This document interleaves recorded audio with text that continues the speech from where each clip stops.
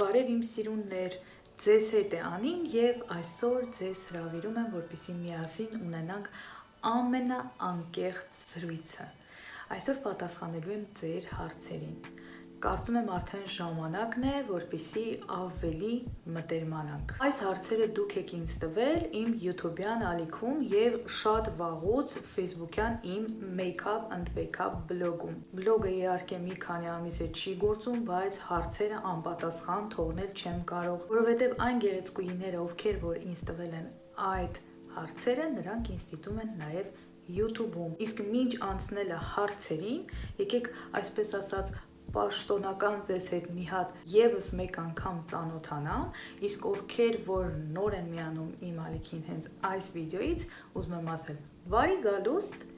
հուսով եմ ձեզ դուր կգա իմ ալիքը եւ եթե այո, ապա լայք ենք սեղմում, միանում եւ շարունակում դիտել։ Ես Անի Հովհաննիսյանն եմ, ծնվել եմ 28/09/1986 թվականին, այսինքն արդեն 34 տարեկան եմ։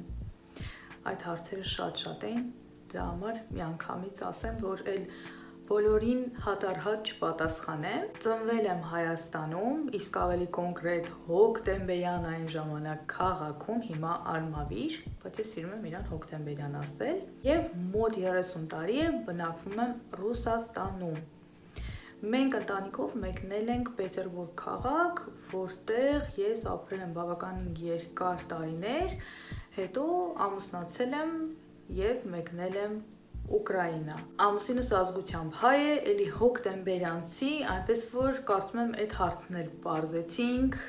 ուրիշ ազգի չէ, չնայած որ դրան ես դեմ չեմ։ Իսկ հիմա անցնենք բուն հարցերին, տեսնեմ թե ինչքան եք ինձ այսօր տանջելու։ Առաջին հարցը, կարծում եմ չեք նեղվի, որ ամեն մեկիդ հարցը կարդամ ձեր անուն ազգանուններով։ Էթեր Մինասյան, իդեպ իմ շատ ակտիվ հետևորդուներից, բլոգի առաջին օրերից սկսված մինչև հիմա։ Քո ամենասիրելի գիրքը։ Ես գրքեր շատ եմ կարդացել, բայց վերջին մի քանի տարին, երևի մոտավոր 3 տարի դադարել ինձ մոտ, ընդհանրապես գրքեր չէի կարդում, որովհետև շատ զբաղված էի եւ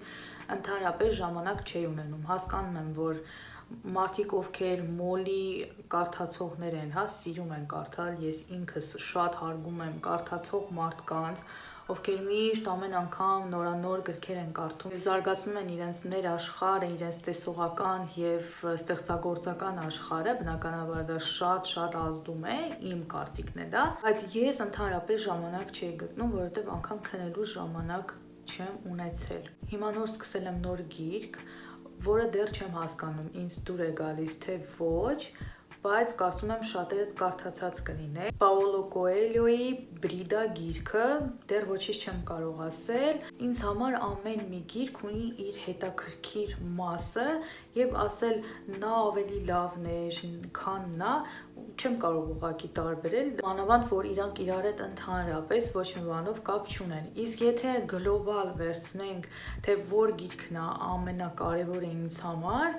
ես կպատասխանեմ Աստվածաշունչ։ Դա այն գիրքն է, դա այն կյանքի գիրքն է, որը ամենակարևորն է։ Շատ գրքեր կգան, կգնան, բայց Աստվածաշունչը ինձ համար ինքը կմնա կյանքի գիրք, որտեղ մարդը ցանկացած իրավիճակում, ցանկացած կյանքի պահին եւ տխուր եւ ուրախ, եթե իհարկե ուրախ պահին ինքը հիշում է այդ մասին, ինչը հիմա մի քիչ շատ քննարկելի հարց է։ Կարծում եմ շատերս գիտենք դա, որ մարդը մինչև նեղության մեջ չի լինում, չի հիշում այն ինչը, որ Աստծո հետ եւ հավատքի հետ է կապված, բայց դա այն գիրքն է, որը միշտ ինձ պետքա, որի մեջ ես կարող եմ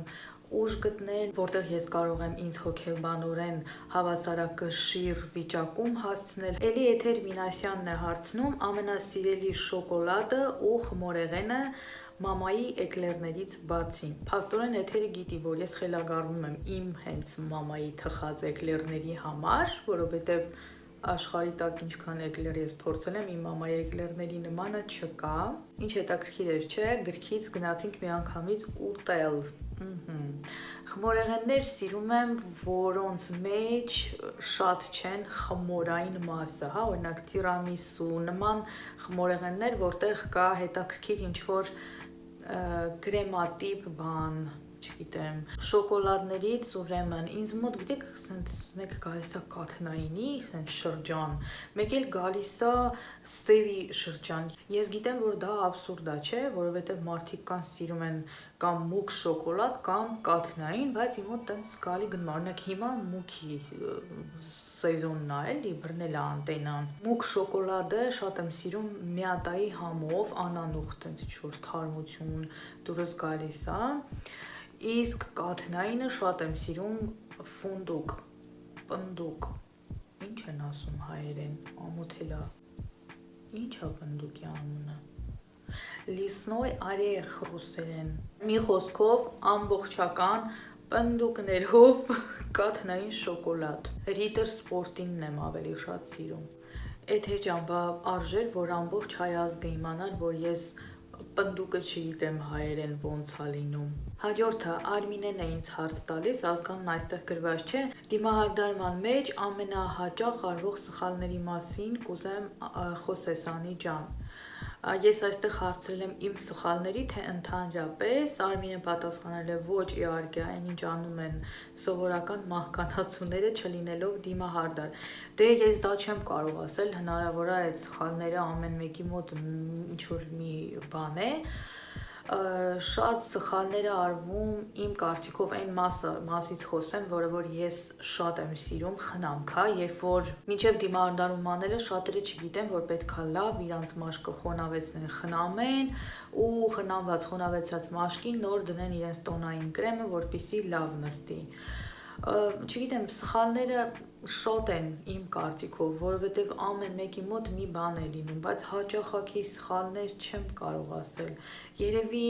այն իմ ամենացավոտ տեղը ստրելկաներ, որը շատ սխալ ձև է գծվում, միակը դա է եւ հոնքերի հարցում է շատ հաճախ հանդիպում։ Այդ սխալներին ես հանդիպել եմ, երբ որ բլոգում անում էի ուղիղ եթերներ եւ հետո աղջիկները պետք է այդ դիմահարդարումը կրկնեին, մրցույթ էին կազմակերպում եւ դրա շնորհիվ հարյուրավոր աղջիկներ փոխվեցին իրենց թե դիմահարդարման տեսքը, թե գունային գաման եւ շատ փոխվեցին, ինչի համար ես միայն ուրախ եմ։ Իսկ ընդհանուր երևի դրանք ամենակարևորներն է, այդ ստրելկաները, որ մի քիչ լինի, կամ եթե արվում է ճիշտ արվի, ճիշտ ժամանակին, ճիշտ հագուստի հետ, այդ դա շատ լավ կլինի։ Հաջորդ հարցը Անի Ալավերդյան, Անի ջան կպատմեք ինչպես եւ երբ է առաջացել բլոգը բացելու գաղափարը։ Այս դաժան հարցի մասին ես մոռացել էի, այստեղ փաստորեն ես կարդացել եմ եւ պատասխանել եմ, մեծ սիրով կպատմեմ իմ դաժան պատմությունը։ Իհարկե,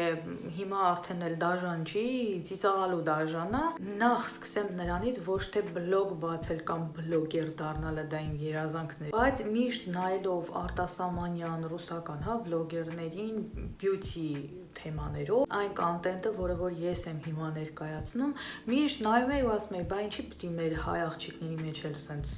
բլոգեր չլինի, հա, սենց ալիք չլինի, որ մեր աղջիկներն էլ նստեն դիմահարդարում, խնամք սովորեն, անընդհատ իմ ծանոթների, մտերիմ, ընկերուհիների հետ զրուցում էի, ովքեր որ ապրում են Հայաստանում, դե անընդհատ շփվում էի ու ասում էի, որ այսպիսի միտք կա, շատ կուզեի ես էլ ալիք բացեի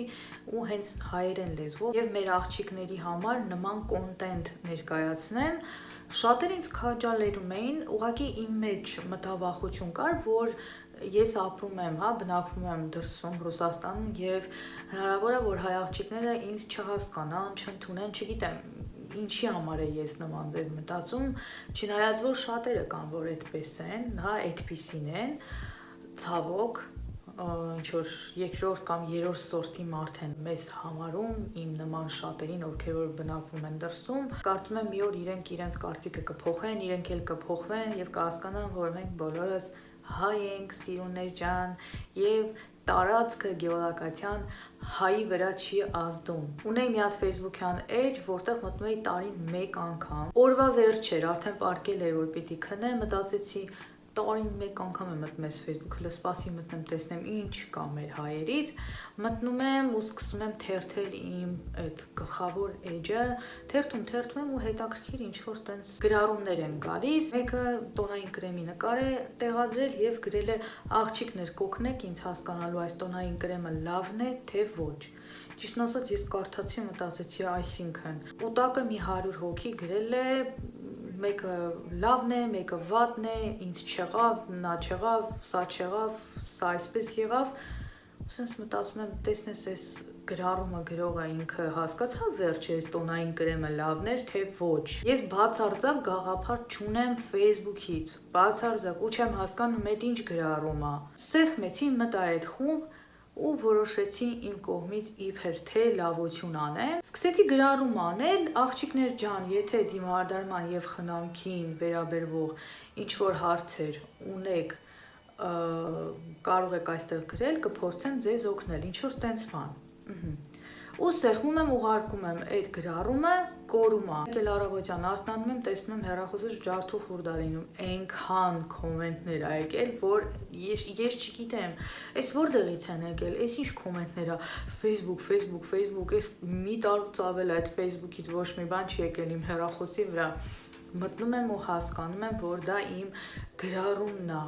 որը ես կատարել եմ, բայց մտածել եմ, որ չեմ կատարել։ Մի խոսքով լիքը աղջիկներ գրեցին, շփվեցինք, պատասխանեցի ու հետո տեղն ես դուրս եկա, որ մի քանի աղջիկներ իրանք ինձ դիտում են եւ մենք մինչեւ հիմա շփվում ենք միասին, սկսեցին ինձ քաջալերել, որ Անի ջան, դու այսքան գիտելիք ունես, ինչի համար մի հատ առանձին խումբ չես բացում, քո մասնագիտությանը, հա, վերաբերվող, հենց այնինչ որ հիմա այսքան գրեցիր ու օգնեցիր, դե բոլորն էլ հասկացան, որ մի բան կա էլի, որ գրել եմ այդ գրառումը, թե չուղակի չէի գրի, օգնեմ ձեզ։ Արի կլինի դու էլ մի հատ խումբ բացի, օգնի մեզ, մեր աղջիկներին, որ մենք էլ սիրունանանք, խնամվենք, ճիշտ դիմահարդարում անենք եւ այլն եւ այլն։ Ես ասեցի, չէ, երեխեք ջան, լավ է, նորմալ է, սենց եթե պետք եղավ կօգնեմ, գրեք, երբ կարդացի կօգնեմ։ Գնացի, սկսեցի մտածել, սենց որոշում եմ, բալավ, ինչ է այդ մի կես ժամը, որ ես չեմ կարողանա ամեն օր մի հատ ասենք գրառում դնեմ, իմ հայ աղջիկներին օգնեմ, իբր ինչ մի ձև եմ բռնել։ Ասենք ես ինքս ինձ հետ խոսում եմ ու հասկացա, որ եթե դու ուզում ես, այն որ ասում են մարդու մտքին տեղ լինի, հաստատ կարող ես։ Ասեցի լավ անում եմ ու առաջին գրառումը կատարվել է հենց իմ սեփական խնամքի մասին, ես ուղղակի նստում եմ եւ այսպես զրուցում եմ գրելով, թե ինչպես եմ կատարում իմ առավոտյան եւ երեկոյան խնամքը։ 1 հոգի եկավ, 2, 3, 4, 5 ու սենց գալիս են, հրավիրում են ու ես սենց ապշած եմ առաջին գրառումից։ Եկան աղջիկներ ու իրանց համար շատ նորմալ էր դա։ Հետո սկսեց ամենայն վտանգավորը, բա դուք չեք իմանում, որ Facebook-ում ովքեր որ այն ժամանակ խումբ ունեին, հիմա չգիտեմ էլի, բոլորը այսպես ասած համարվում էին Facebook-ի համար 1 գողականները, պիտի իրանց ձեռի տակով անցնեիր, էլի, պիտի իրանցից թույլտվություն վերցնեիր, որ ինչ որ դվիժենի կարողանայիր անել այնտեղ։ Ընկեր ջան, ալո, ես այստեղ եմ։ Մի խոսքով սկսվեց այն ամենադժվար գզմրտոցին, ամեն օր ինձ նամակներ, տարբեր խմբերի ադմիններ, ինձ վախացնելով, ինչ որ վատ բառեր ասելով, թե ես ով եմ, որ եկել եմ, մտել եմ իրանց խումբը, գրառում եմ արել, հետո մարդկանց քաշել, տարել եմ, ինձ խումբ եմ բացել։ Սիրելիներս, նման բան չի լինում, եթե դուք լավն եք, բոլորը մնում են ձեզ մոտ, եթե ոչ, ապա իրանք միշտ կգտնեն լավից լավը, մի արեք այդպես բաներ։ Բլոգը բացվեց, դարձավ ինքը հենց բլոգ, ոչ թե խումբ, որտեղ միայն գրում էի ես, ինքը ոնց որ ավելի դպրոցի նմանվեր եւ լիքը աղջիկներ եկան, սովորեցին, ինչի համար ես միայն ուրախ եմ եւ մինչեւ հիմա շատերը ինձ հետ քայլում են, իսկ ովքեր էլ որ չկան, ոչինչ, ձեզ հաջողություն եմ մաղթում այս կյանքում։ Աստղիկ Սիսյանն է հարցնում, եթե զբաղվեիր ոչ մեյքափով, ապա ինչ ոլորտում կաշխատեիր, հետաքրքիր է, շատ հետաքրքիր է, ասեմ, որ իմ երկրորդ մասնագիտությունը դեղագետ է, կարծում եմ կշարունակեի դեղագետի մասնագիտությունը, չնայած որ մի քիչ հարցական է, որովհետև այնպես չի էլի, որ դիմահարդարումը կար, երբ որ ես դեղագիտությունը թողեցի, որովհետև ես չկարողացա այդ ոլորտում ինձ գտնել իսկապես։ Ես մտա աշխատեցի դեղատանը եւ դա իմը չէր, ես ինձ շատ սենց կապված, փակված, իմ հոգին այն չէր իրան զգում, ինչը որ կա այստեղ, ես արվեստ սիրող եմ փոքրուց։ Հիշում եմ միշտ նստում էի, ինչ որ էսքիզներ էի նկարում, զգեստներ, ես սկսեցի դրանից հետո զգեստներով զբաղվել, իմ զգեստներն ունեի իմ փոքրիկ խանութը, որտեղ վաճառվում է շատ գեղեցիկ հագուստ։ Կարծում եմ կշարունակեի դեռ իմ հագուստների, չգիտեմ, ինչ որ մի բան հաստատ արվեստին մոտ, որովհետև բացի դիմահարդարույց ինձ հիմա ոչ մի բան չի գրավում։ Հաջորդ հարցը Հերիքնաս Ալիխանյան, կարծում եմ 7 տարին քիչ ժամանակահատված չէ։ Այն ինչի հասել ես, տեսնում ենք, թե ինչպես ես հասել, գիտենք, բայց քո կարծիքով ո՞րն է քո հաջողության գրավականը։ Ես շատ ուրախ եմ, որ գիտեք նաև, որ 7 տարի այս ինչի մեջ որ կամ, նաև ուրախ եմ, որ իմ աշխատասիրությունը միշտ երևում է։ Ես չեմ կարծում, որ ես հասել եմ այն հաջողության, որտեղ կարող եմ հասկանալ, թե գրավականը որն է, որովհետև մարդը, ով ունի պլաններ, ունի ցանկություններ ինչ-որ բանի հասնելու, կարծում եմ ամեն անգամ մի բանին հասնելուց ինքը մտածում է արդեն հաջորդին հասնի, հետո n մյուսին, եւ չեմ կարծում, որ դա կարելի է համարել, եթե ինչ-որ մի բան կատարել ես, արել ես, արդեն հաջողություն է, դա հաջողության գրավական կա։ Իսկ եթե գլոբալ, ապա եթե մարդ ուզում է ինչ-որ մի բան հասնի, ինչ-որ հաջողության, կարծում եմ պետքա շատ աշխատի։ Օսաննա Արևյանը հարցնում է, ձեզ ինչն է ոգեշնչում այս գործում։ Այս գործի համար ընդհանրապես շատ կարևոր է տրամադրությունը։ Եվ եթե մասնագետը ինքը ունենա տրամադրություն, ապա դա իր ոգեշնչման այն ամենա,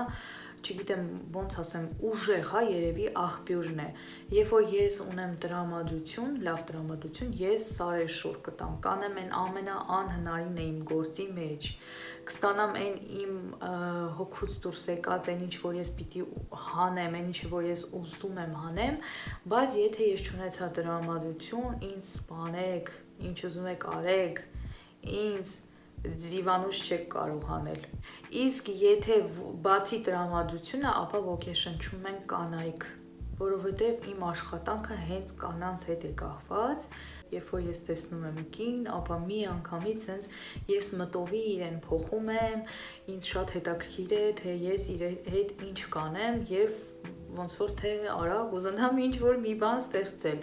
Այդ դրանք իմ ոգեշնչման աղբյուրներն են։ Հաջորդ հարցը Աննա Մատինյանն է տալիս։ Ողջույն Անի, սկզբից բլագադարնեստյա, որ շատ գեղեցիկ աղջիկների փրկեցիք այդ սև, երկար, հաստ ու սերիալային ստրելկաներից, ախր ստրելկա էլ չէին։ Իսկ հիմա հարցս, ով է ձեզ համար կնոջ իդեալը,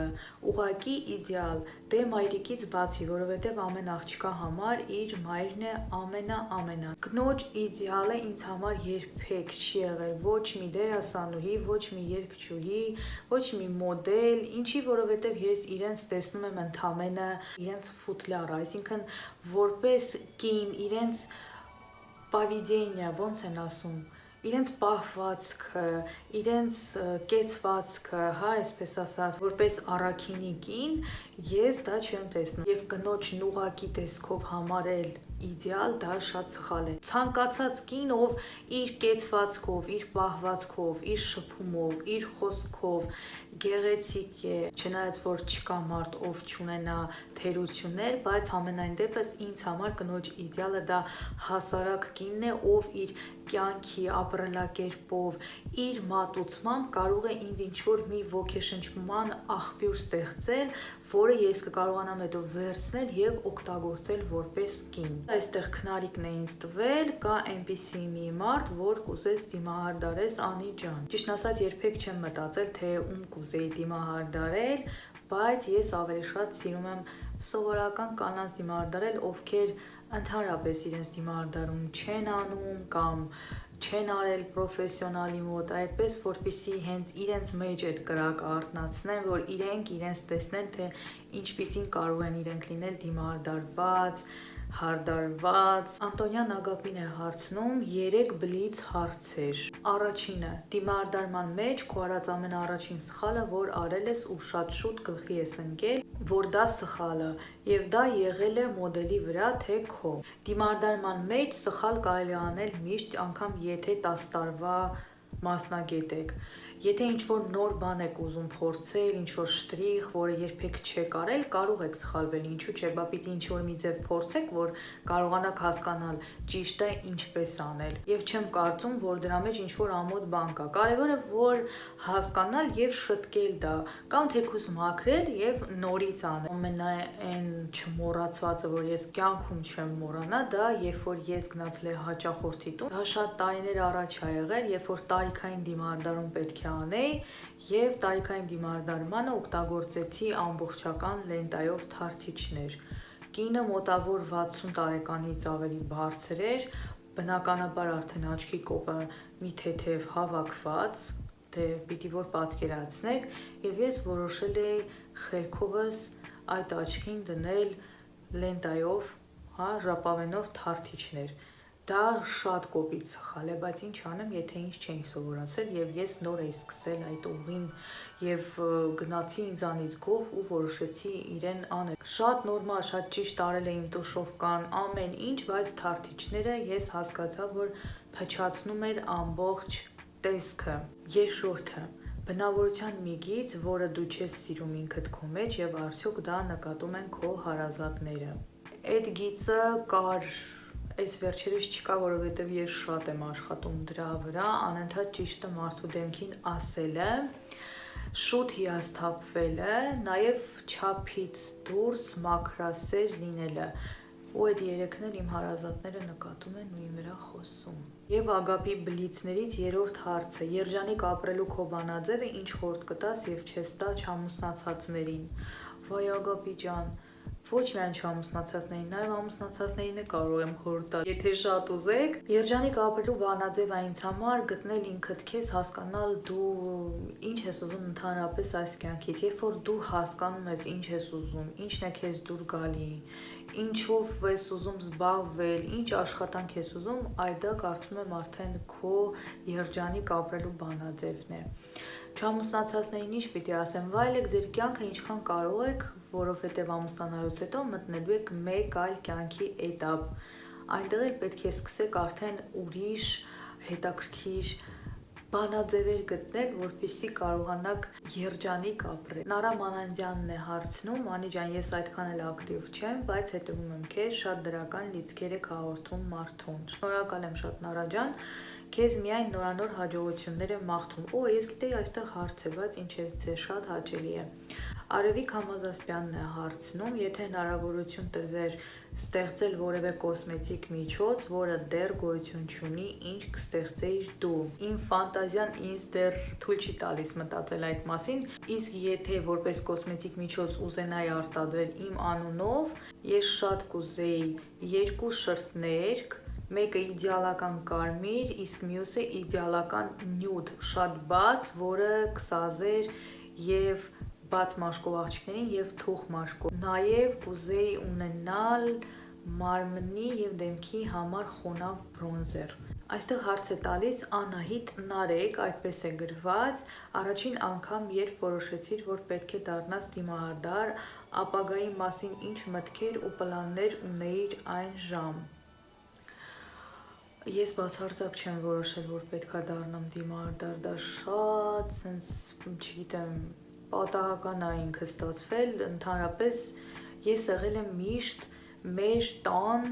մեր բարեկամության միջի բոլորին հարսանիքների եւ ծնունդների պատրաստողը, որը վերջում մնում էր անպատրաստ։ Ուտեն սկսվեց էլի քիչ-քիչ, չգիտեմ ոնց է ստացվել, ճիշտն ասած չեմ կարող էլ ինչ-որ կոնկրետ բաներ ասել ու ոչ էլ պլաններ ունեի այդ մասին։ Երկրորդ հարցն է տալիս Անահիտը, ինչ կցանկանայիր փոխել կամ ավելացնել կամ պակասեցնել քո կարիերայում եւ կյանքում առհասարակ։ Ճիշտն ասած այդ ժամանակ, երբ որ այս հարցերը գրել եք, մի քիչ իմ կյանքում ուրիշ էտապ էր, ավելի ակտիվ էտապ էր, ես աշխատում էի, ունենում էի նաև մաստեր կլասեր, ունենում էի շատ ուղիղ եթերներ, շատ սենց բուրներ, չնայած հիմա էլ պակաս չի, ուղղակի ավելի տնային պայմաններում եմ հիմա աշխատում, քանի որ կարանտին սկսվեց, փակվեցին բոլոր ստուդիոները, իմ ստուդիոն էլ չմնաց դե իհարկե անպակաս, բոլոր վաճառված տոմսերը հետ տվեցինք, մի խոսքով ես մնացի գործազուրկ, բայց նենց չի որ մնացի անգործ, այսինքն ստուդիո գնալս իմ վերածվեց ավելի տնային աշխատանքի։ Այստեղ էլ եմ ունենում բնականաբար եւ մոդելներ, եւ աշակերտներ, եւ on-line աշակերտներ ունեմ։ Ամեն ինչ շատ լավ է, ես միշտ գոհ եմ, չեմ դժգոհում, որովհետև վատից վատն է անընդհատ լինում եւ հաստատ այն ինչ որ մենք ունենք, պիտի գոհ լինենք։ Հիմա ոչ մի բան չի ուզի պակասեցնել, բայց կան պլաններ YouTube-ի հետ կապված ավելի շատ նկարվեմ, որովհետև հասկանում եմ, որ ինձ պահանջարկը ավելի շատ է, շատ են գրում, որ անջան մի քիչ շուտ նկարի, դու շատ երևա, շատ ուղիղ եթերներ արա, ուզում եմ առաջվա նման ինչ որ 2 տարի բլոգում արվեց, այդ նույն ակտիվը նորից վերադարձնեմ։ Ուղղակի հիմա գիտեք մի քիչ ինչպես է դարձել, աշխատանքս մնացել է նույնը, բայց ես քիչ եմ երևում։ Շատ ուղիղ եթերներ չեմ մտնում, բայց on-line դասեր կան ուղիղ եթերների, ճիշտ է, իմ բոլոր հետևորդները դա չեն տեսնում են միայն աշակերտները։ Դե հետևորդներին էլ պետքա որ ինձ տեսնեն, չէ՞, դրա համար պիտի մի քիչ sense բալանսը գտնեմ, որ հասկանամ ինչպես այդ ամեն ինչը ռեալիզացնեմ։ Հաջորդ հարցը Անահիտ Ավետիսյան, բացի քո ծննդավայրից որտեղ կցանկանայիր ապրել։ Ես անկեղծ կլինեմ, իմ ծննդավայրում ես չէի ուզի ապրել, եթե դա հոկտեմբերյան քաղաքի հետ է կապված, չեմ ուզում սխալ ինձ հասկանաք, բայց ինձ համար նամանավանդ հիմա հաստատ շատ դժվար կլինի ապրել այդ քաղաքում։ Ես այդ քաղաքը շատ եմ սիրում, շատ, որովհետև այդ քաղաքը ինձ հիշեցնում է իմ տատիկին, պապիկին, իմ մանկությունը, իմ ընկերներին, իմ դասընկերներին, ես դպրոց եմ գնացել այնտեղ, շատ բաներ, երբ որ գնում եմ, շատ լավ ժամանակ ենք անցկացնում, հանդիպում ենք, ինչի համար ես շատ ուրախ եմ, կարծում եմ շարունակական կլինեն մեր հանդիպումները, բայց ապրել այնտեղ ես չէի ցանկանա։ Ես հիմա ադապտացվել եմ այս քաղաքում, Ռոստովում, կարծում եմ շատերդ գիտեք, որ Պետերբուրգից տեղափոխվել եմ, արդեն 3-րդ տարին է սկսվում, եւ ես այս քաղաքում ինձ արդեն սկսել եմ լավ զգալ, իսկ այս տարիքում անընդհատ փոփոխություններ ես այդքան էլ չեմ սիրում, չնայած որ հիշում եմ ինձ մի քանի տարի առաջ, նու ասենք 24-25 տարեկանում, ինձ համար այնքան սովորական էր անընդհատ երկրից երկիր, քաղաքից քաղաք տեղափոխվելը, ես անգամ զարմանում եի, որ այտենց իմ շրջապատում մարդկանց էի տեսնում, որ ասում էին հոգնել եմ, անդադ տեղափոխություններից այսպես, այնպես, ասում էի, դե ինչ կա հոգնելու, տեղափոխվեցիք, հարմարվեցի, հասկանում եմ հիմա, որ մի տեղ ույուտ եմ ստեղծում, էլ չեմ ուզում այդ իմ ույուտը խառնվի, չնայած որ պլաններ կային, որ այս տարի արդեն մենք պիտի տեղափոխվեինք Երևան։ Հերիկնազ Ալեխանյանն այստեղ էլի մի շատ հետաքրքիր հարց է տվել, եթե հետ տայր ժամանակը, արդյոք ինչ որ բան կփոխեիր կյանքումդ։ Ուրեմն շատերի մոտ եմ լսում, երբ որ ասում են, երբ որ այն ժամանակ իմանայի, սենց չի անի, այն ժամանակ որ իմանայի, սենց չի անի, որ ժամանակը կարողանայի հետասա կփոխեի, նա կփոխեի։ Աղջիկներ, ես ապրում եմ ավելի ռեալ, եւ ես հասկանում եմ այդ բառերը, որ եթե ժամանակը կարողանայի այսպես անեի, անգամ բառերը, այդ արտահայտությունը դա իզուր է։ Հիմա կարող ասեք, ես ինչ լուրջ ես վերաբերվում այդ ամեն ինչին, չէ, ես ավելի սենց ռեալ եմ նաև, եթե դա եղել է այդպես, ուրեմն ինձ համար դա նախատեսված է եղել, որ պիտի լինի այդպես, հա, մտածել, որ կփոխեի, ինչ-որ բան կան, ախր փոխողը մենք չենք, արդեն գրված անդեղ, ուզեք չուզեք, դա է մեր կյանքը և տված է, որ մենք ուժեղ ու քաջ ձևով անցնենք այդ ուղին, հա, որ վերևից տեսնի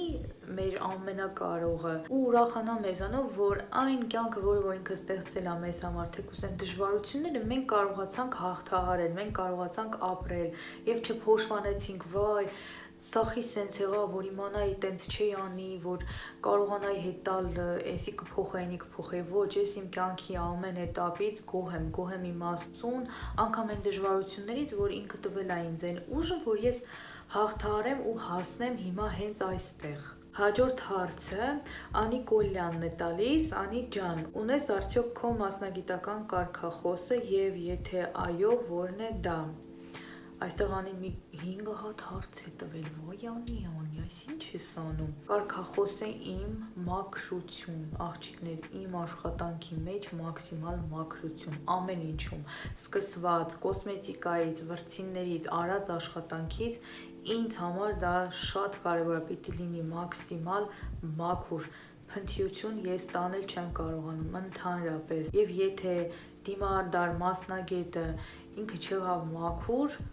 մոռացեք, որ այդ աշխատանքը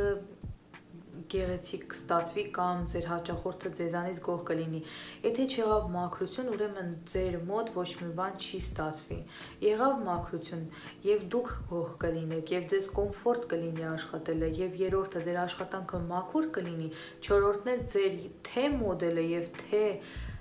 հաճախորդը էլի կվերադառնան ձեզ մոտ։ Հիմա կարող ասեք, դե մոդելը գումար չի վճարում, ինչ կապ ունի։ Այդ մոդելը կարող է ձեզ 10 հատ հաճախորդ բերի։ Այնպես որ մաքրությունը դա իմ համար ամենայն կարևոր կարգախոսն է։ Ինչպես ես կարողանում հաղթահարել քեզ տրված դժվարությունները։ Հանգիստ, շատ հանգիստ աղջիկներ։ Եթե դա դժվարություն է, ուրեմն պիտի հասկանաս, որ պիտի դա հաղթահարես։ Աղոթքով ամենակարևորը հավատով հասկանում ես, որ կամ դա Աստծո տված, չգիտեմ, դժվարություն է, կամ հասկանում ես, որ ստեղ են մեկի մատն ախառը։ Պետք է կարողանաս դա ինքդ քո ուժերով հաղթահարել, աղոթքով, Աստծուն խնդրելով, որ նա քեզ ճիշտ ուղու վրա կանգնեցնի, որպեսզի դու կարողանաս անցնել այդ ուղին։ Ինչ արած, դա ինձ համար է, ոչ մեկ չի կարող գալ եւ իմ տեղ իմ դժվարությունը տանել։ Ոչ մեկին չեմ կարող ասել, վերցրու իմ դժվարությունը եւ անցիր։ Պիտի անցնենք եւ հետո էլիսկի հետեւել չնայենք, որտեվ դա իրոք անտեղի է արդեն։ Որտեղից է գալիս քեզ այդքան հատուկ մարդասիրությունը, մարդկանց օգնելու ձգտումը։ Անի ջան, անչափ շնորհակալ եմ, որ նման կարծիք ունեք։ Չգիտեմ որտեղից է գալի։ Իմ կարծիքով պիտի յուրաքանչյուր մարդ ունենա այդ հատկությունը մարդուն ուզել օգնելու, չէ՞ որ դուք եք կուզեիք, որ ձեզ ինչ-որ մի հարցում մեկը օգնի։ Իմ կարծիքով այդ նորմալ է, չգիտեմ, պիտի մարդ ունենա այդ հատկությունը։ Եթե իհարկե կան մարդիկ, ում որ չեմ օգնել, ընդամենը դա չկարողանալու եւ չհասցնելու պատճառն է, ոչ թե չուզելու։ Ուզելը միշտ ուզում եմ, պատճառը ընդամենը դրանք են։ Երբ հանդիպում ես անշնորհակալ մարդու, արդյոք չես հիասթափվում եւ մտածում, որ վերջ այլևս չես օգնելու մարդկանց։ Նման մտքեր երբեմն ունենում ես, եւ եթե այո, ինչպես ես հաղթահարում դրանք։ Իսկ վերջում ապրես, որ կաս մեր բոլորի կյանքում։ Շնորհակալ եմ ձեզ, որ դուք կաք իմ կյանքում։ Հիասթափվելու թեման կարծում եմ մի քիչ ավելի շուտ խոսեցի, այդ բնավորության վրա ես աշխատել եմ եւ պատկերացեք հաղթահարել եմ այդ բնավորությունը, ընդհանրապես չեմ հիասթափվում մարդկանցից, ընդամենը որոշում եմ ուղղակի չշփվել այդ մարդու հետ։ Այսինքն ինքը չպետք է լինի իմ կյանքում, որպեսզի ես նման թեմաների մեջ չմտնեմ, հիասթափություն չապրեմ, որ այդ հիասթափությունը չհասնի իմ վրա, իմ ընտանիքի վրա, իմ առօրյայի, իմ անելիքների, ինչի համար։ Եթե պիտի այդ մարդը միշտ ինձ հիասթափեցնի, կարծում եմ հեչ պարտադիր չի, որ մենք ամեն օր իրար հետ շփվենք։ Եթե տեսնեմ, բնականաբար կբարևեմ, կհարցնեմ ինչպես եք, բայց չեմ շփվի։ Իսկ մեկ հոգու պատճառով հիասթափվել բոլորից, դա շատ սխալ է։ Եվ եթե դուք այդպիսին եք եւ կա ձեր բնավորության մեջ նման գիծ, կարող եք ինձ նման աշխատել։ Էլի Հերիքնա Սալիխանյան, ես ինչքան հարցեր ես դու տվել, Սիրուն ջան։ Հասկանում եմ, որ ինչի հասել ես, հեշտ չես հասել, կա նման բան, ինչերի միջով ես անցել, գիտես մենակ դու, բայց եւ գիտեմ, որ ինչի հասել ես ինքդ, ունենալով ապահովված ընտանիք։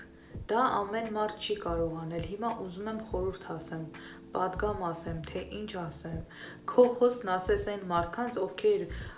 որոշել են իրենց կյանքում ինքնուրույն ինչ-որ բանի հասնեն, նպատակ ունեն, բայց եւ լինում է, որ կոտրվում են։ Մի հատ լուսավորիր։ Հիմա ինձ պետք է մտքերս հավաքել, որպեսզի մաքսիմալ ճիշտ պատասխանեմ այս թեմային։ Ճիշտ է, ինչի որ ես հասել եմ, ինքնուրույն եմ հասել, կողքից ինձ շատ լավ խոսքեր, շատ քաջալերել են, ամեն ինչ լսել եմ, բայց գումարային հարցով ոչ մեկից ոչ մի կախում չեմ ունեցել։ Ինքս աշխատել եմ, ուրիշ տեղ եմ աշխատել, այդ գումարով սկսել եմ այս ամեն ինչը անել, որովհետև մի անգամից գնա սովորել դիմահարդար ու որոշել այսօր դու դառնում ես դիմահարդար, դու չես կարող։ Դա ծախսեր է, որը պետքա արվի։ Իսկ ես չեմ ուզել ապահովված ընտանիքից, ոչ հայրական եւ ոչ էլ իմ ամուսնու կողմը, հա։ Ես ինքս իհարկե ամուսինս ինձ էլի օգնել է ընթացքում, բնականաբար ուրիշ ձև չի կարող լինել, որովհետև մենք ընտանիք ենք եւ մեր ամեն ինչը ինչ որ կատարվում է, դա միասին է, բայց ինքը ինձ չէր կարող չէ տանել առաջ, ասենք այս, չգիտեմ, ստվերաներկերը սենց աշխատի։ Բնականաբար այդ ամեն ինչը ես պիտի ուզեի, ես պիտի աշխատեի օր ու գիշեր, որ կարողանայի հասնել իմ ուզածին, այսպես ասած, իմ ուզածին, բայց թե իմ ուզածը իհարկե ամեն անգամ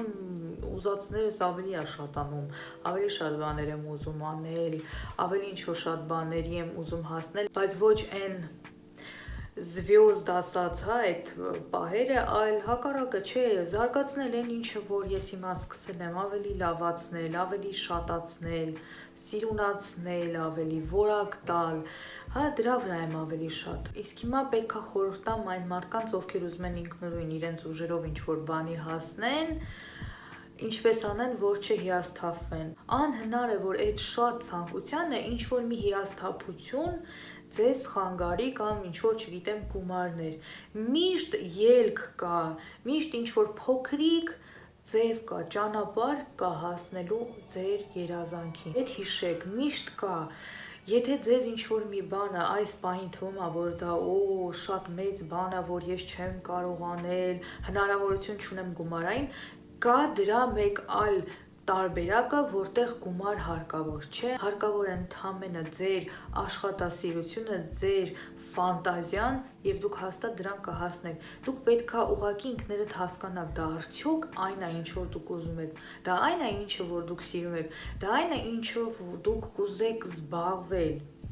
որը ձեր կյանքը, ձեր առօրյան, ձեր ընդհանուր կյանքի աուրան կփոխի։ Ոնց կարող եք հիասթափվել այդ մի բանից, եթե այդ բոլոր կետերը ձեր մոտ լինի այո, այո, այո, դա է եւ վերջ։ Ուրեմն պիտի գնաք առաջ, պիտի ձեզ ոգեշնչման ինչ-որ աղբյուր գտնեք, ինքներդ նստեք ու մտովի հասկանաք, ինչն է ինձ ոգեշնչում։ Եթե գտաք այդ աղբյուրը, անհնար է, որ ձեր ուզածին, ձեր պլանավորածին, միգուցե երազանքին դուք չհասնեք, հաստատ հասնելու եք։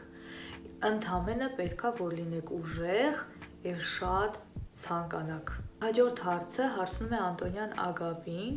ունես արդյոք այնքան ուժ, որ աղոթես քո հանդեպ վատ վերաբերված մարդկանց համար, նրանց համար, ովքեր քեզ շատ խորը ցավեցրել են։ Այո, ունեմ այդքան ուժ, պատկերացրեք, որը էլի հաղթահարել եմ իմ մեջ, որը չի պատկերացնում, որ ես կարող եմ ինչ-որ վատ մարդկանց կամ այն ազգերը, ովքեր որ ցավեցրել են իմ ազգին, իրենց համար աղոթել։ Կա աղոթքի ձև։ Դու չես աղոթում ասելով, թե թող գան էլի կրակեն իմ ազգի վրա, կամ թող այդ մարդը, որ ինձի վատ բան արել, մի հատ էլ կանի։ Տենց չես աղոթում։ Հասկանում եմ, որ շատերի համար դա անհնարին է ու անհասկանալի, թե ինչպես կարելի է այն մարդը, որ ինձ համար վատն է, հա, եղել, զգալ եւ աղոթել, Աստծուն խնդրել։ Պատկերացրեք, եթե մի քիչ ավելի խորը մտածեք, դա հնարավոր է եւ դա ճիշտ է։ Որպես քրիստոնյա ազգ մենք ինքներս պիտի հասկանանք, որ դա աստվածաշնչյան պատվիրաններից մեկն է։ Քեզ վատը ցանկացողին ցանկանալ լավը։ Ես աղոթում եմ այն ազգերի համար, ովքեր որ իմ երկրի դեմ էին։ Ես ամեն օր խնդրում եմ իմ Աստծուն, որպեսզի տա իմաստություն այդ ազգերին, հասկանալու, որ իրենց արածը դա նորմալ չէ։ Դուք կարծում եք այդ իմ աղոթքը իմ ազգին կամ ինձ վնաս է, ոչ։ Հաջորդ հարցը Րիմա Համբարձումյանն է տալիս, ներելն արվեստ է թե թուլության նշան։ Ներելուց հետո մզացող ցավն է վատ, թե դատարկության զգացողությունը։ Ներելը ոչ արվեստ է, ոչ էլ թուլություն, այլ աստվածաշնչյան պատվիրան։ Մենք պետք է սովորենք ներել մարդկանց։ Եթե Աստված իր որդուն, իր միակ որդուն ուղարկեց մեր մեղքերի համար խաչվել, ապա մենք ուղղակի իրավունք չունենք մեր դիմացինին չներել։ Եթե ինչ-որ մեկը սխալ է գործել, հնարավոր ինքը ինչ-որ մի պատճառ է ունեցել, կարելի է ուղղակի ինչ-որ ճանապարհներով հասնել, զրուցել, հասկանալ ինչու է այդ բանը արել, ինչն է իրեն դրդել, որ ինքը աներ այդ բանը։ Մարդուն ուղղակի ինչ-որ մի արարքի համար չներել, մենք իրավունք չունենք։ Մենք մարդ ենք, սովորական մահկանացու, չներելը ինչ է նշանակում, ես դա չեմ կարողանում հասկանալ։ Եթե այդ մարդը ձեր կյանքին վտանգ է սպառնում, աղոթեք իր համար եւ աշխատեք ուղղակի կողքով անցնել։ Աշխատեք, որ ինքը ձեր կյանքում չլինի, որպեսզի չխանգարի, ձեզ չգցի ինչ-որ թեմաների մեջ, չգիտեմ, եւ այլն, ես չեմ կարող ասել ինչ պատճառ է այդ չներելու պատճառը, հա, որտեվ տարբեր պատճառներ կարող են լինել։ Եվ ընդհանրապես, չգիտեմ հայերեն ինչպես է դա կոչվում, այդ ծանր բեռը, այդ աբիդան, հա, այդ նեղացած վիճակը, դա ծանր բեռ է, երբ որ ներում ես, ավելի քեզ հանգիստ ես զգում։ Իսկ ինչ կմտածի դիմացինը, ինքը կմտածի դու թույլ ես ներեցիր, թե չգիտեմ, եւ այլն, դա պետք է ընդհանրապես ձեզ չհետաքրքրի։ Էդգար Լուսին է, որն է քո կարգախոսը, որով շարժվում ես առաջ, Անի ջան, ու դժվար պահերին ինչն է քեզ ուժ տալիս կամ ով։ Աղջիկներ ջան, կարծում եմ նմանատիպ հարցերին ես արդեն պատասխանեցի, իմ կարգախոսը, որով ես շարժվում եմ առաջ։ Հույսս դնել ինքս իմ վրա, իմ ամուսնու վրա եւ աշխատում եմ իմ կյանքը տանել դեպի իդեալականին, չնայած նման բան չի լինում, բայց ամեն մարդ ինքը կարող է, չէ, իր իդեալական աշխարհը ստեղծել, իր անկյունը ունենալ։ Չգիտեմ, ինձ այդպես ավելի հեշտ է։ Ով է ինձ ուժ տալիս, ամուսինս է իմ կողքին, մաման, պապան, նայած ինչ դժվարություն է։ Հնարավոր է այնպիսի մի դժվարություն լինի, որ միայն ես իմանամ, ինքս անցնեմ այդ դժվարությունը։ Այնպիսի դժվարություն է, որ միայն ես եւ ամուսինս գիտենք, միասին իրար օգնելով անցնենք։ Համենայն դեպս, եթե դա ընտանեկան անցնելու դժվարությունն է, կարծում եմ պետք է բոլորը համախմբվեն եւ իրար ուժ տալով անցնեն եւ աշխատեն, չմեղադրեն իրար, ինչ որ տենց անկապ բաների իրանց մեջ չգցեն։ Անի Սահակյան է, ինչը կփոխեիր այս աշխարհում, իսկ առհասարակ քո կյանքում։ Այս աշխարհում ինչը կփոխեի, եկեք աշխարհի մասին չխոսեմ, իմ ազգի մեջ կփոխեի մի քիչ հավատը կշատացնեի, որպես քրիստոնյա ազգ, ոչ միայն ասելով, խոսքով, այլ հենց պահվածքով կփոխեի մեր եկեղեցիների վիճակը, որ ամեն կիրակի Աստվածաշունչ կարդային եւ բացատրեին իմ ազգին, գնային, նստեին եւ լսեին Աստվածաշնչից ամեն անգամ ինչ որ տարբեր գլուխներ, բացատրությամբ, որպեսզի մարդը ինքը հասկանա ինչա դա նշանակում։ Կվերացնեի անեծքը իմ երկրի, իմ ժողովրդի վերանից։ Ինչքան անիծում եք, այնքան ամեն ինչ վերադառնում է մեզ։ Խոսքը մեծ ուժ ունի, դա հիշեք։ Մի ասեք նման բաներ, վատը մի ասեք, մի անիծեք, մի ցանկացեք ուրիշին վատը, որովհետև նույն բանը վերադառնում է մեզ ու մեր երկրի վրա։ Պետք չի իմ սիրուններ, իմ հայ ժողովուրդ, մի քիչ հիշեք, քրիստոնյա ենք եւ վերջ, այսքանով ամեն ինչ ասված է։ Աննա Սարգսյանն է հարցնում, Անի ջան, կպատմես քո մայրիկի եւ սկեսուրի մասին, անկեղծ ինձ հետաքրքիր է, եթե իհարկե սա չես համարի անհամեստ հարց։ Իհարկե, մեծ սիրով ոչ մի անհամեստ հարցի բան չկա, ինչ պատմեմ, իրանք շատ լավ հարաբերության մեջ են, որովհետև իրար ճանաչում են շատ վաղուց, երբ մենք դեռ ծնված չենք եղել, ես եւ Հակոբը։ Սկեսուրիս անունը Աննա է, մամայիս անունը Անուշ։ Ինչ պատմեմ, աղջիկներ ջան, համարյա 1 տարիքի են, 1 տարվա տարբերությամբ, սկեսուրս 1 տարով մեծ է մամայիցս, ինչ պատմեմ, երկուսները շատ սիրում են խոհանոց, երկուսները շատ համեղ են պատրաստում, շատ համեղ խմորեղեններ են թխում, իսկական հայ տիկիններ են, չգիտեմ էլ ինչ պատմեմ, ինչ կուզեիք էլ պատմեի։ Հաջորդը, Լուսինե Առաքելյան, Անի ջան, եթե նորից ծնվելու շանս ունենայիր, ինչ սերի կցանկանայիր ծնվել, աղջիկ թե տղա, աղջիկ։ միանշանակ։ Պապաս կուզեր, որ տղա ծնվեի, եթե լասեմ։ Դա իր կյանքի միակ սխալն է ասում։ Հաջորդ հարցը Ռուզաննա Անտոնյանն է հարցնում. ինչպես կարող ենք օգտակար լինել նրան, այսինքն քեզ Անի ջան, ով անշահախնդիր օգնում է իրեն դիմողներին։ Աղջիկներ ջան, ինձ օգնելու կարիք չկա։ Ես ընդամենը ձեզանից ամեն վիդեոյի վերջում խնդրում եմ, որ միանաքի մալիկին սեղմեք լայք եւ գրեք մեկնաբանություններ, ահա եւ ձեր ամենամեծ օգնությունը։ Մեկ էլ եղեք միշտ խնամված, սիրուն եւ գնահատված ու երջանիկ։ Աստղիկ Սարդարյանն է այստեղ հարց տալիս. Անի ջան, դու ուրախ ես, որ ծնվել ես հենց այս ժամանակում, ինչ կփոխեիր քո կյանքում, եթե հնարավոր լիներ մի 15 տարի հետ տալ ժամանակը եւ ինչպես ես պատկերացնում 5 տարի հետո սրան հաջորդում է հարց, պլաններ կազմում ես հեռավոր ապագայի վրա, ու դե էլի շարունակում, սպասեք քիչ-քիչ մի հատ պատասխանեմ ու անցնեմ առաջ։ Ուրեմն ես ուրախ եմ, որ ծնվել եմ այս ժամանակում։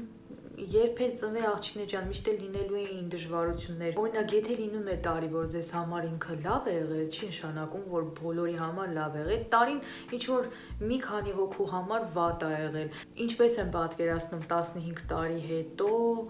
ես կուզեի ունենալ բալիկ կամ բալիկներ, զբաղվել իրենց դաստիարակությամբ, իրենց սովորելով, դասերով եւ կուզեի իրենց հետ միասին ինչ-որ մի հետաքրքիր ալիք ունենալ YouTube-ում ու ձեզ օգտակար լինել, բայց մի հետաքրքիր բան են անբազանբախ են, որ արտնացանքելանք հաց կերանք այդ վիճակը չէ, մի հետաքրքիր ինչ-որ թեմա։ Եթե քեզ հայտնի դառնար, որ քեզ մնացել է ապրելու 10 օր, ինչ նվիրական երազանք կկատարեիր այդ 10 օրերի ընթացքում, ինչպես կապրեիր այդ 10 օրը, կներես իհարկե, եթե հարցը շատ հիմար հարցեր, հիմար չէր, Ոյ, երեխեք, չեմ իմանում ոնց կապրեի 10 օրը։ Չեմ իմանում։ Երևի էլի սովորական ինչ պիտի անեի, որ սովորական կապրեի էլի։ Հասմիկ Սարգսյան, հարցը եղել են քո կյանքում այնպիսի պահեր, որ փոխել են կարծիքդ ու մտածելակերպդ արմատապես։ Եթե այս հարցը ես կարդայի այն ժամանակ, երբ որ դուք գրել եք, հաստատ չէի իմանալու ինչ պատասխանեի։ Որովհետև այդ ժամանակ կարելի ասել ես այդ վիճակում էի, որտեղ արմատապես փոխվել էր դեպի վատը իմ կարծիքը։ 3 տարի առաջ իմ կյանքում մի շատ վատ բան կատարվեց, իհարկե ինձ համար, հնարավոր է դա ուրիշը լսի, մտածի, հա դե վատ էր բան ու վсё, ինքը ստեղ լսեց, այնտեղ մոռացավ։ Դրա համար ամեն մարդու ցավ, ամեն մարդու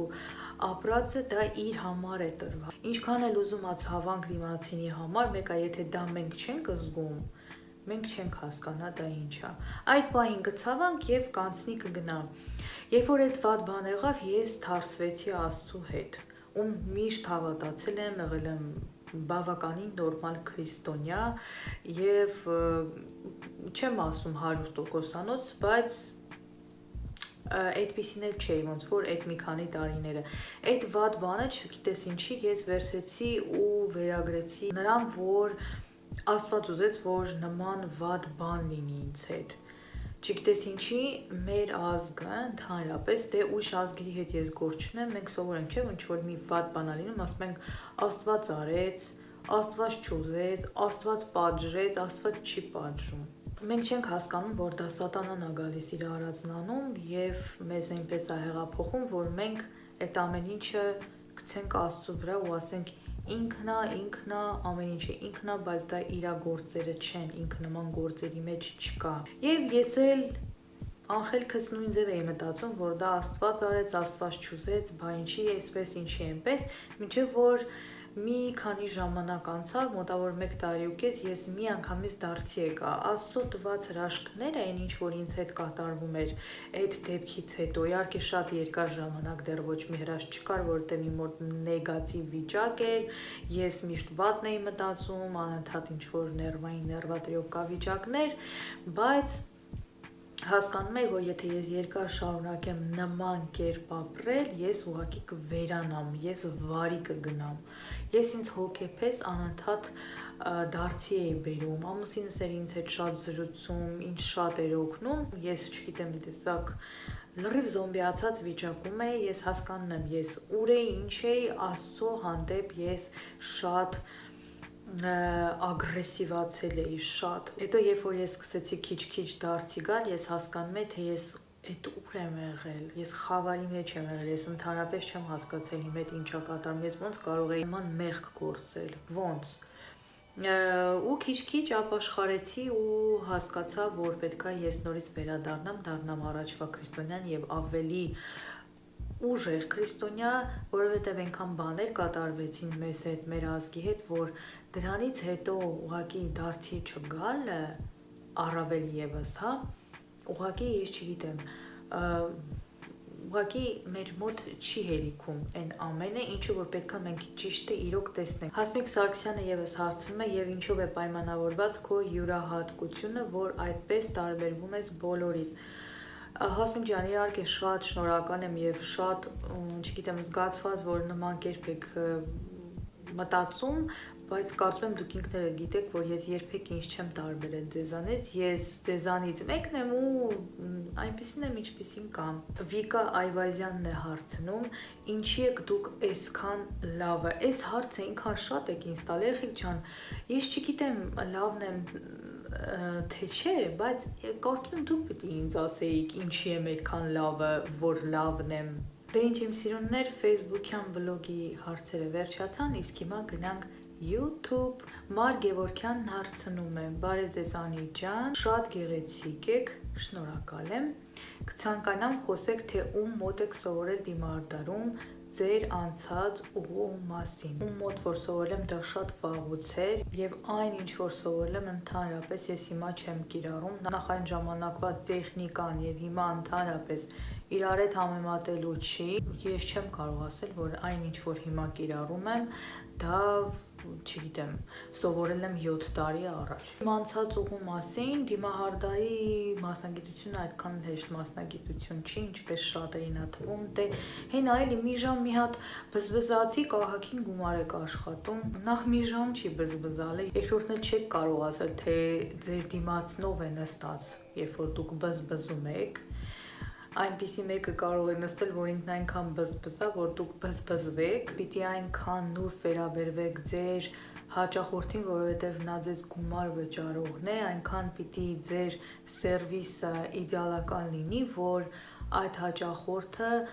վերադառնա եւ իր հետ բերի էլի ձեզ հաճախորդներ։ Тут Нелли Екаладзе спрашивает, задам банальный вопросик, как познакомились с мужем, чем бы занялись еще кроме визажа, какая у вас есть новогодняя или рождественская традиция и в чем суть счастливых отношений в семье, был ли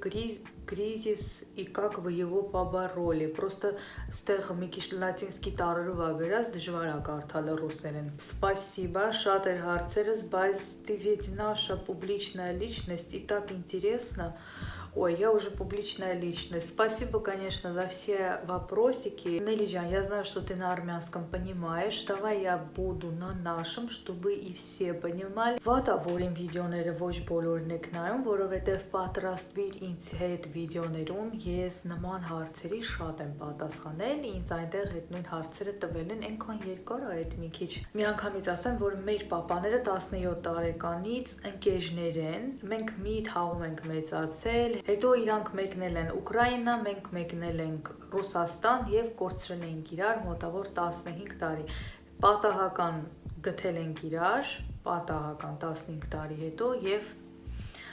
ստացվեց այս ընտանիքը։ Чем бы занялись еще кроме визажа։ Հիմա ինչով կզբաղվեի։ Ինչով կզբաղվեի։ Հիմա ես շատ կուզենայի ունենալ ֆրանսիական պիկարնյա, որտեղ ամեն առավոտյան մարդիկ կարողանային մտնել համեղ սուրճ եւ շոկոլադե կրուասաններ համ տեսելու կամ իրենց հետ կվերցնեին կտանեին աշխատանքի համեղ բագետներ նման ինչ որ հետաքրքիր բան կուզեի կլիներ փոքրիկ իր մեջ տեղ կգտնեին մի քանի ծղոտե սեղանաթոռներ որտեղ անգամ կկարողանային նստել եւ վայելել իրենց թեկուզ այն մի փոքրիկ կես ժամը։ Какая у вас есть новогодняя или рождественская традиция? Ես երևի թե կպատմեմ իմ այս տան տրադիցիաների մասին, մամայի տան տրադիցիաների մասին, հետո եթե կուզեք կարող եմ էլի կիսվել։ Ամուսինս եւ ես շատ ենք սիրում նոր տարվա գիշերը դիմավորել տանը, որովհետեւ մեզ համար սա միակ ընտանեկան տոնն է, որը պետք է տանը դիմավորել։ Ուտեստներից ամեն տարի պարտադիր իմ սկեսուրն է պատրաստում, իհարկե ես չեմ կարողանում եւ դա էլ եկել է իմ սկեսուրից, այսինքն Հակոբի տատիկից, պետք է պատրաստվի, պետք է միշտ լինի շատ իշխլի քյուֆտա եւ անպայման տապակած վիճակում։ Առաջին անգամ իմ կյանքում իշխլի քյուֆտան նամանավան տապակած ես փորձել եմ իմ սկեսուրի պատրաստածը եւ շատ եմ հավանել ու մինչեւ հիմա էլ շատ եմ սիրում։ Տրադիցիա է համարվում, երբ որ սկեսուրս պատրաստում է իշխլի քյուֆտա, իրենցից մեկի մեջ անպայման դնում է մանյետա, այսինքն կոպեկ։ Այս տարի հենց ինքն էլ հանեց, որովհետեւ ամեն տարի, ինչքան տարի որ ես ամուսնացած եմ, միշտ կամ ես եմ հանում, կամ սկեսրայրս, մեկ տարի Հակոբն է հանել, խեղճ է այդքան տանջվում պատրաստում, ու ոչ մի անգամ իր կոպեկն իրեն չէր ընկնում։ Այս տարի պատահական հենց ինքը հանեց, երազանքներ պահեց, շատ կարևոր երազանք ասեց։ Տեսնենք կկատարվի, թե չէ, օրինակ անցած տարի մեր շատ մտերիմ մարդկանցից մեկը հանեց, մեր տան մեջ պահեց, որ Երանի այս տարի տուն գնեմ ու ասեմ, որ գնեց տունը, բա տրադիցիա է մեզ մոտ ամեն տարի հունվարի 1-ին արթնանում ենք բոլորս շատ ուշ, մոտավոր ժամ 12-1-ին արթնանում ենք, սուրճ չենք խմում եւ մի հատ մեծ սեղան ենք դնում ընտանեկան, գեղեցիկ, պատրաստած եւ միասին ճաշում ենք մեծ сեղանի շուրջ։ Հետո նոր արդեն սկսում ենք հյուրեր ընդունել։ В чем суть счастливых отношений в семье были кризисы, как вы его побороли? Կարծում եմ այս հարցը նաեւ գնում է նրան, թե ինչպես է որ այսքան տարի ամուսնացած ենք, երեխաներ չունենք եւ հանգիստ համերաշխ ապրում ենք միասին։ Այս հարցը նաև շատերին է հետաքրքիր, որ չկա նման վիդեո, որտեղ 10-ից ավել հարց չլինի, անի ջան, դուք երեխաներ ունեք, սիրելիներս, եթե ես ունենայի երեխաներ, իմ երեխաները կերևային ոնց էլ լիներ վիդեոներում։ Դուք ոնց եք պատկերացնում, եթե ես իմ հարևանի երեխաներով ձեզ հետ կիսվում եմ, Ալիկը, ով էլի հարցնում եք ով է, մեզ շատ մտերիմ ընկերների երեխան է, ամուսնուս ընկերն է, կինն է, իմ ընկերուհին է, մտերիմ ընտանիք, իրենց երեխան է, միշտ գնում ենք, բերում ենք, մենք երեխաներ չունենք սիրելիներս, բայց դա մեզ չի խանգարում ապրել համերաշխ։ Ես հիմա չեմ ասի, սերն է, սա է, նա է, взаимопонимание, դա է պահում ընտանիքը։ Իհարկե հեշտ չի 11 տարի ապրել առանց երեխաների, նամանավանդ հայերին։ Եվ ես անգամ զարմանում եմ, երբ որ ինձ գրում են եւ հարցնում են երեխաներ պլանավորում եք, թե ոչ։ Աղջիկներ ջան, ընդհանրապես մեր հայ ազգի մեջ սենց ադատ կա, որ ամուսնացար պիտի վռած երեխա ունենաս, ոնց կարող է 11 տարի ամուսնացած կինը չպլանավորի երեխաներ ունենալ, բայց նաև մեկ բան եմ խնդրում, այս վիդեոյի տակ ինձ ոչ մի բուժումներ, բժիշկներ չառաջարկեք, խնդրում եմ, եկեք պայմանավորվենք լավ, որպեսզի ես էլի այս թեման չշոշափեմ, ինձ մոտ ամեն ինչ շատ նորմալ է, երբ որ Աստված կամենա, մենք բալիկներ կունենանք։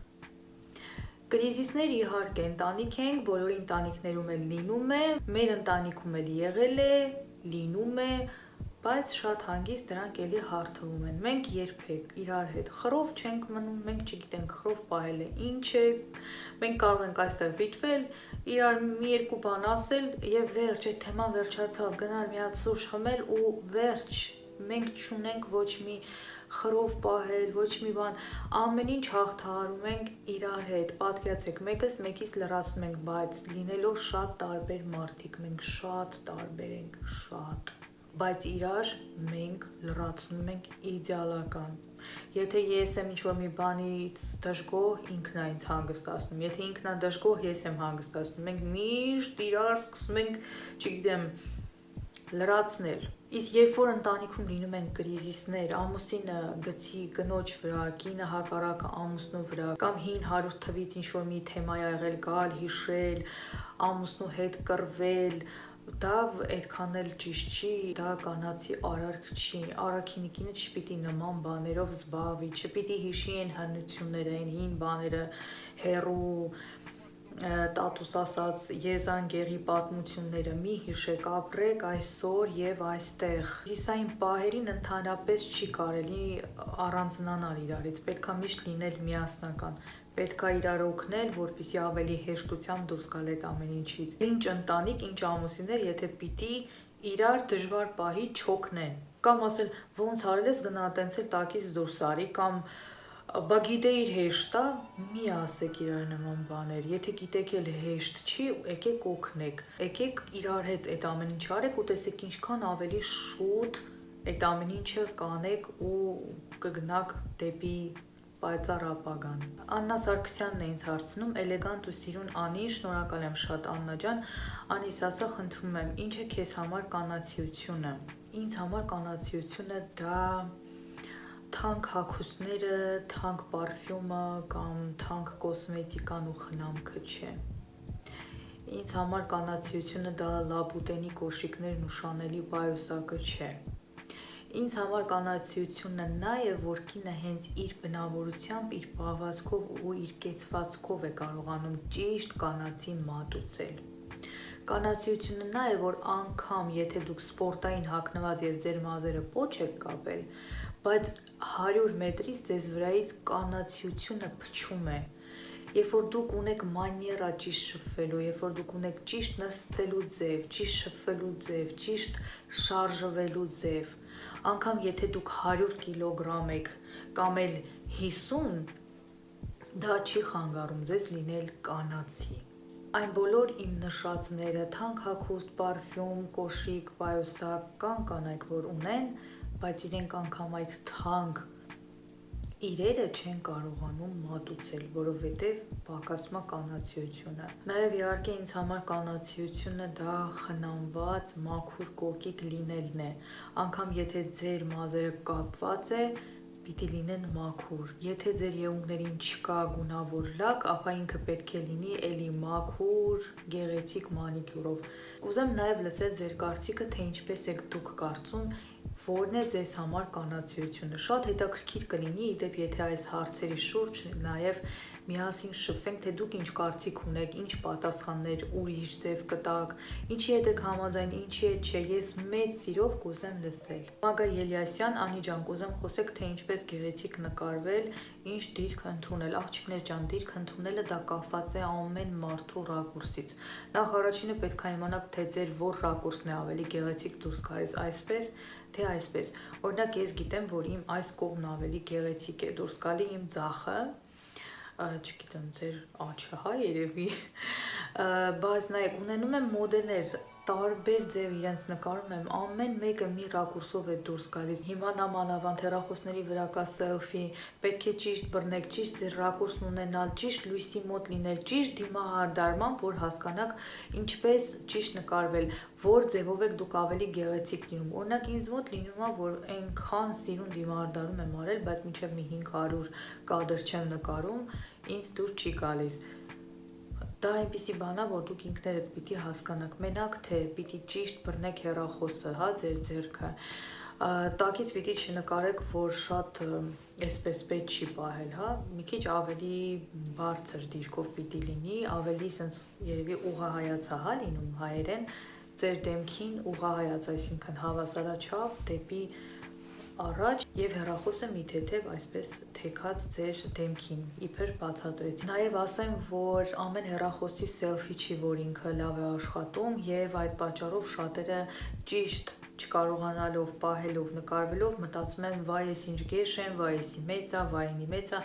ընդհանրապես այս սելֆիները, երբ որ դուրս եկավ, մարդկանց մոտ շատ մեծ աճ գրանցվեց, թերա գնահատել է իրենց։ Գոհար Գալստյանն է հարցնում, Անի ջան, ես ձեզ շատ եմ սիրում, շնորհակալ եմ շատ, ինչպիսին պետք է լինի սերը իրականում, ինչպիսի զույգեր եք դուք եւ ձեր ամուսինը։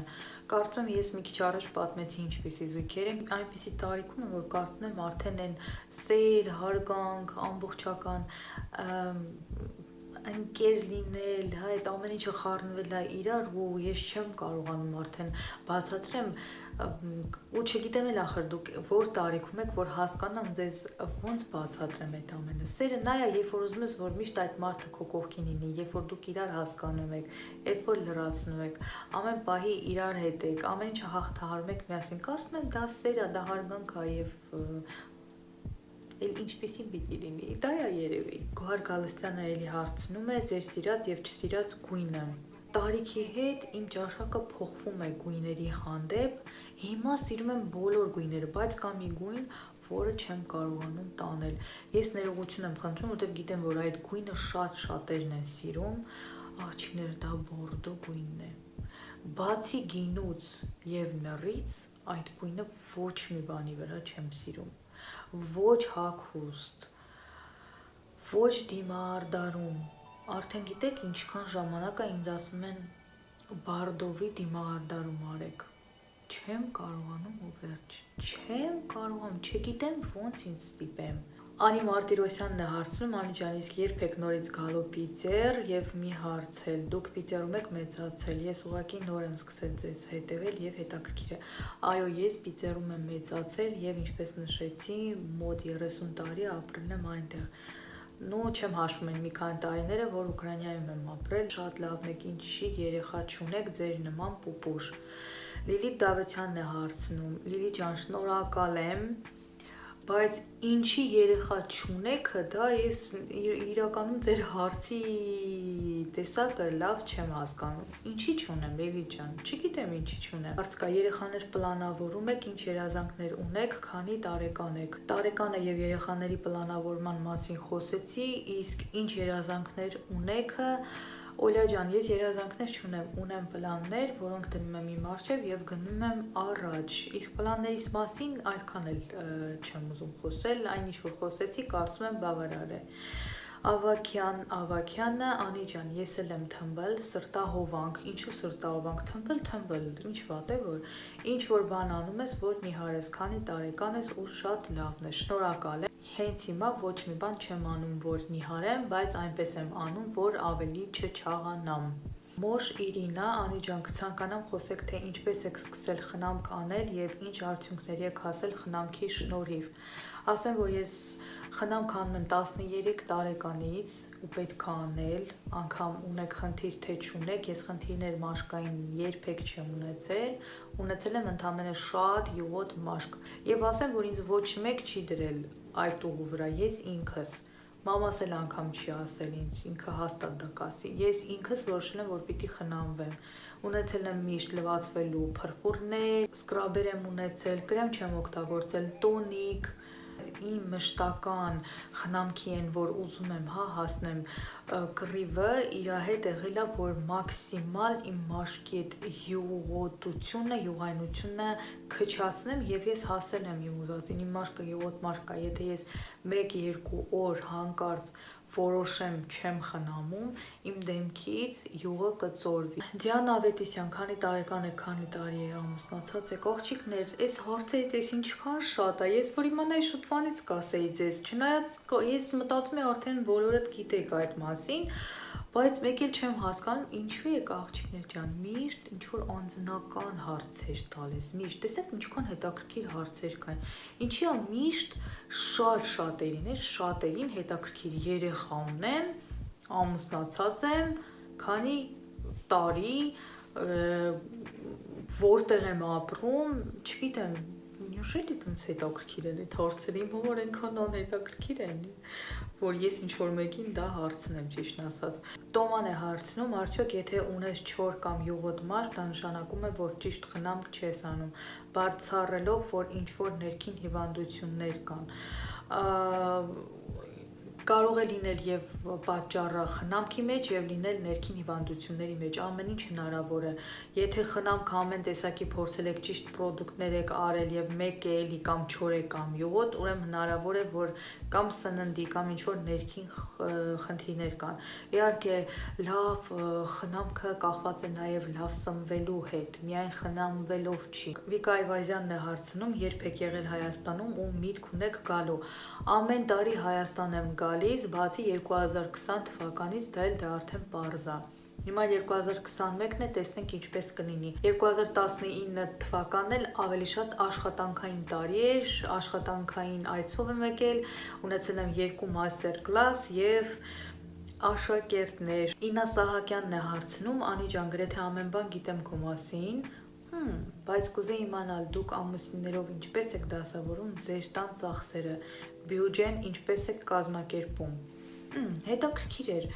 Աղջիկներ ջան, մենք երկուսս էլ աշխատում ենք, բնականաբար երկուսս էլ գումար ենք բերում տուն, բայց մեր գումարը միշտ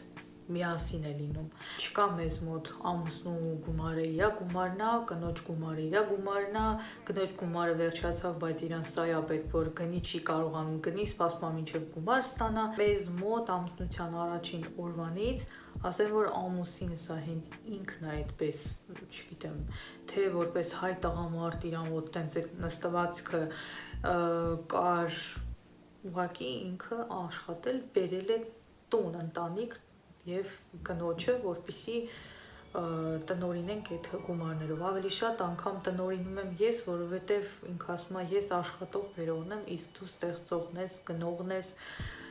չգիտեմ, ույուտը ստեղծողն ես, հա։ Ծինայի Բոյանն է հարցնում, դե գիտեք շատ եմ սիրում ձեզ, չէ, չգիտեի, բայց հիմա իմացա, շնորհակալ եմ, ես էլ ձեզ եմ շատ սիրում իմ աղջիկներ։ Ուզում եմ իմանամ դուք երբևիցե ցանկացել եք վերջ տալ ձեր կարիերան, արդյոք չի խանգարում կարիերան ձեզ ամենաշատ ընտանիքի հետ եք անցկացնում, թե աշխատանքի վայրում, շնորհակալություն, խնդրում եմ կպատասխանեք հարցիս, առանց խնդրելու։ Ուրեմն ես երբեք չեմ ուզեցել հենց այս իմ կարիերային վերջ տալ։ Կարիերան չի խանգարում, եթե ընտանիքը հասկանում է, օգնում է։ Եթե ընտանիքից աջակցություն չունենաս, բնականաբար կխանգարի, որովհետև շատ ժամանակատար աշխատանք է։ Շատ բաներ արվում են տան ընտանիքի, ուտելիքի, տան ույուտի հաշվին։ Չհասցրեցիր ուտելիք պատրաստես, բայց պիտի ունենաս այսօր մոդել, պիտի ունենաս հաճախորդ, մի խոսքով դժվար աշխատանք է, դժվար ուղի է, որը որ ես եմ անցնում, ճիշտ ասած կարող է շատերը չհավատան մտածելով, օ, ես ինչ մի չափազանցնել ա չափազանցնում, բայց դա այդպես է։ Լսարան ունենալ եւ բոլորին բավարարել պատասխաններով, ամեն րոպե լիքը մարդիկ են գրում, այնպիսի բաներ են գրում, որ անգամ զարմանում ես, որ դա հենց քեզ են գրել, լիքը մարդիկ, ովքեր օգնության կարիք ունեն, նամանավանդ հիմա պատերազմից հետո այնքան բաներ են փոխվել, այնքան բաներ են կատարվում, որ դա միայն ես գիտեմ, շատ դժվար է, բայց հաղթահարում եմ, ապրում եմ, գնում եմ առաջ, համակերպվում եմ այն ինչը որ կատարվում է։ Հիմա երբ որ ես տանն եմ աշխատում, էլի չեմ հասցնում ամենաշատ ընտանիքի հետ անցկացնել, նախ ասեմ, որ ոչ միայն ես եմ աշխատում, այլ ընտանիքն էլ, բոլորն էլ աշխատում են։ Մենք շատ քիչ ենք իրար տեսնում, բայց այդ քիչ ժամանակն էլ աշխատում ենք միշտ ինչ-որ հետաքրքիր ձևով անցկացնել։ Դե ինչ իմ սիրուններ, այսօրվա հարցերն այսքանն էր, կարծես թե քիչ էր էլի, մի հատ նենց էլ ասեցի այսքանն էր, կարծում եմ, որ ձեզ բավարարեցին իմ պատասխանները։ Իսկ եթե ինչ-որ մի բան կիսատ էր, ապա կլրացնենք հետագա վիդեոներում։ Ես ձեզ շատ սիրում եմ, շատ շնորհակալ եմ, որ դուք այսքան լավն եք, որ այսքան սիրուն թեմաներ բերեցիք այսօրվա մեր վիդեոյի ընթացքում։ Առանց ձեզ ինչ պիտի անեի, ոչ մի բան, դրա համար լիքը ձեզ պաչում եմ եւ ասում եմ մինչ նոր հանդիպում, պակա լիքը։